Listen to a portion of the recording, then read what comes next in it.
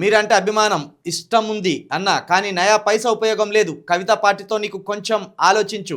ఒక అడుగు ముందుకి వేస్తున్నాము అంటే మనకి ఆఖరికి వచ్చేది ఉండాలి కానీ యూజ్ లేనిది ఉండకూడదు. కాకపోతే కవిత గారు మనల్ని గుర్తించినప్పుడు తప్పకుండా ఎవరైతే మనం ఫైట్ చేస్తున్నామో మా ఫైట్ని గుర్తించే వాళ్ళు కావాలి. మనకు ఒక వేదిక కావాలి. ఆ వేదిక ద్వారా మనం పోరాటం చేయాలి.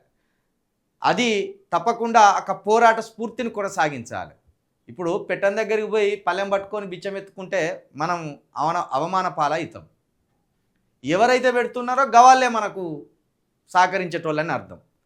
కొంతమంది తెలియక ఏమనుకుంటానంటే ఛానల్కి డబ్బులు సహాయం చేస్తానేమో అనుకుంటాను. ఛానల్ కోసం నేను ఎవరి దగ్గరికి వెళ్ళను.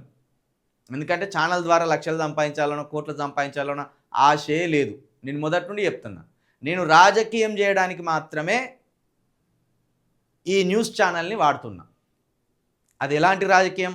ఎస్సీ బీసీ ఎస్టీలకు ఉపయోగపడే రాజకీయం, ఎస్సీ బీసీ ఎస్టీల హక్కుల కోసం పోరాడే రాజకీయం, ఎస్సీ బీసీ ఎస్టీ యువతను రాజకీయంగా ప్రోత్సహించడానికి వాళ్ళ ఒక రాజకీయ స్ఫూర్తిని కలిగించడానికి ఈ ఛానల్ని ఉపయోగిస్తున్నా. అందుకే ప్రతినిత్యం ఎస్సీ బీసీ ఎస్టీలకు సంబంధించిన సమస్యలను, వాళ్ళ వేదనను, వాళ్ళ అవసరాలను, వాళ్ళ హక్కులను గుర్తు చేయడానికి మాత్రమే మాట్లాడతా. నాకు ఛానల్ ద్వారా వచ్చేది పెద్దగా ఏం ఆదాయం కూడా లేదు. కాబట్టి కవిత గారి ద్వారా వెళ్ళాలా, విశారదన్ గారి ద్వారా వెళ్ళాలా, బీఎస్పీ పార్టీ ద్వారా వెళ్ళాలా, ఏ పార్టీ ద్వారా వెళ్ళాలనేది ఇంకా మేము నిర్ణయించుకోలేదు.